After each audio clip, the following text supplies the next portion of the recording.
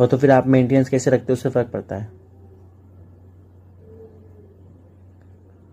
धीरे धीरे ऑयल डाला क्योंकि थोड़ा सा नीचे टपकने लग गया था क्योंकि कुप्पी फूट रही थी।